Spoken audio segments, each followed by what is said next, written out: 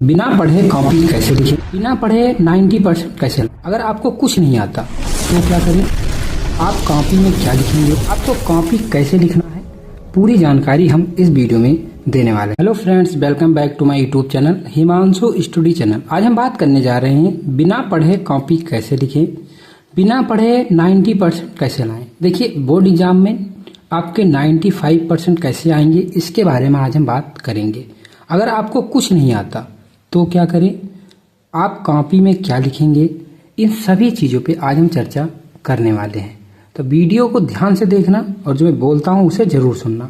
आपको कॉपी कैसे लिखना है, पूरी जानकारी हम इस वीडियो में देने वाले हैं। आज आपकी जितनी परेशानी है सारी आज हम खत्म करेंगे। तो चलिए बिना देरी किए हम वीडियो को स्टार्ट करते हैं। सबसे पहले हम बात करेंगे रूल नंबर 1 की। देखिए, रूल नंबर 1 कह रहा है कि सबसे पहले आप एग्जाम में काला, क्या ब्लैक यानी काला, और ब्लू यानी नीला पेन लेके जाएंगे। आपको केवल ब्लैक और ब्लू लेके जाना है, रेड, ग्रीन या अन्य पेन लेके बिल्कुल नहीं जाना है। क्यों नहीं जाना है, इसका रीजन भी जान लीजिए। देखिए, बोर्ड ने सीधे कहा है कि आपको केवल काला और नीला पेन ही इस्तेमाल करना है, तो आपको अन्य पेन बिल्कुल भी नहीं यूज करना है, वरना आपके जो कॉपी है उसे निरस्त कर दिया जाएगा और आपके में 0 नंबर दिख के आएगा बोर्ड में। तो इसलिए आपको ब्लैक और ब्लू पेन के अलावा कुछ यूज नहीं करना है। तो चलिए आगे बात करेंगे। सबसे पहले आपको, जब आपको क्वेश्चन पेपर मिल जाए, उसे ध्यान से पढ़ने के बाद आपको केवल सबसे पहले ऑब्जेक्टिव यानी जो बहुविकल्पीय प्रश्न दिए रहते हैं और उसका एक निश्चित टाइम भी आपको दिया जाता है, उसे ही सॉल्व करना है।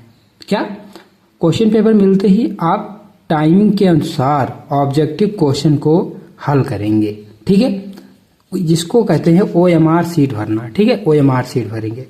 रूल नंबर 2 कहता है उसके बाद आपको सब्जेक्टिव यानी जो आपको लिखने वाला पोर्शन रहेगा, सब्जेक्टिव प्रश्न दिया जाएगा। ऑब्जेक्टिव के बाद आपका सब्जेक्टिव प्रश्न दिया जाएगा। फर्स्ट पेज में आपको काट पीट बिल्कुल नहीं करना है। क्यों?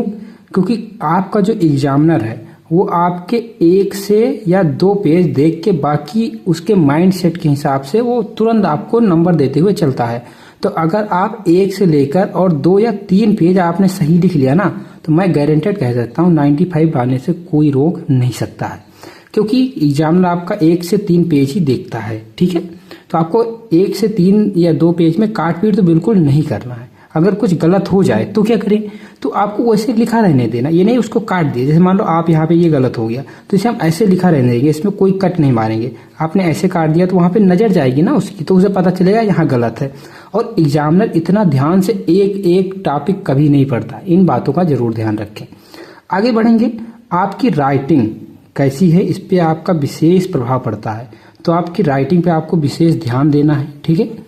और जितना अच्छा हो सके, जितना गुड, जितना हेड राइटिंग बना के आप लिख सकें, उतना अच्छा आपको लिखना है। ये बहुत जरूरी चीज है। चलिए हम रूल नंबर 3 की ओर बढ़ते हैं। अगर वीडियो पसंद आ रही है तो वीडियो को लाइक करके चैनल को जरूर सब्सक्राइब कर लेना।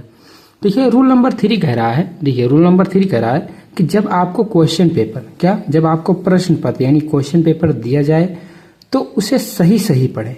अब इसका क्या अर्थ हुआ, देखिए बहुत बच्चे क्या मिस्टेक करते हैं, आपको 15 मिनट क्वेश्चन पेपर केवल पढ़ने के दिए जाते हैं, तो इसमें बहुत बच्चे क्या करते हैं, क्वेश्चन पेपर मिला और वो सॉल्व करना शुरू कर देते हैं, जो कि ये पेपर सॉल्व करने का गलत तरीका है। क्यों? क्योंकि जब तक आप क्वेश्चन पेपर पढ़ेंगे नहीं तब तक आपके माइंड सेट में ये नहीं आएगा कि हमें कितने प्रश्न आ रहे हैं।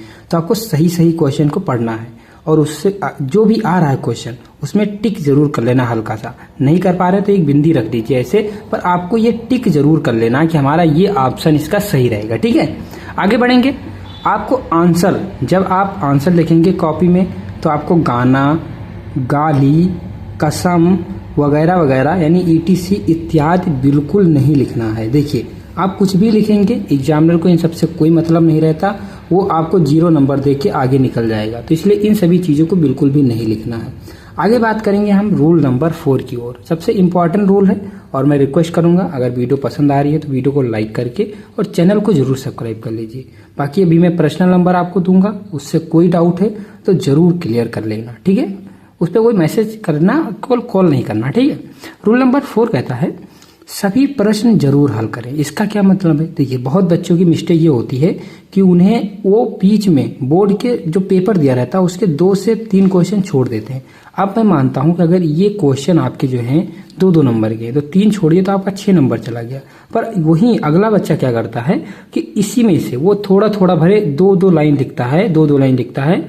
मान के चलो वो 2 लाइन लिख दिया तो उसे कम से कम 1 नंबर तो मिलेगा, तो उसका 3 नंबर बढ़ता है। तो इसीलिए आपको एक भी क्वेश्चन छोड़ना नहीं है। तो इतना बात जरूर ध्यान रखेंगे, कोई प्रश्न छोड़ना नहीं है।